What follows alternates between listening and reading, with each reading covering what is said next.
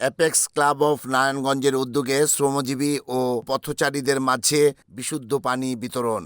জ্যৈষ্ঠের প্রচণ্ড তাপদাহে মানুষ যখন দিশেহারা, দুপুরে প্রচণ্ড রোদে যখন মানুষ তৃষ্ণার্ত, ঠিক তখনই নগরীর বোসকেবিন সম্মুখ রাস্তায় অ্যাপেক্স ক্লাব অফ নারায়ণগঞ্জের উদ্যোগে তৃষ্ণার্ত শ্রমজীবী ও পথচারীদের মাঝে বিশুদ্ধ পানি বিতরণ করে apex club of Narayanganj.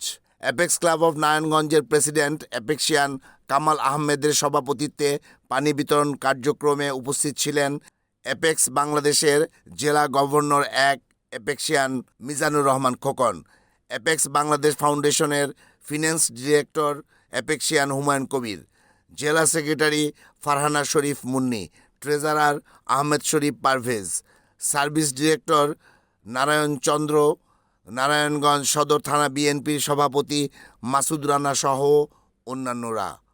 Report Ahmed Sharif, NAN TV, Narayanganj.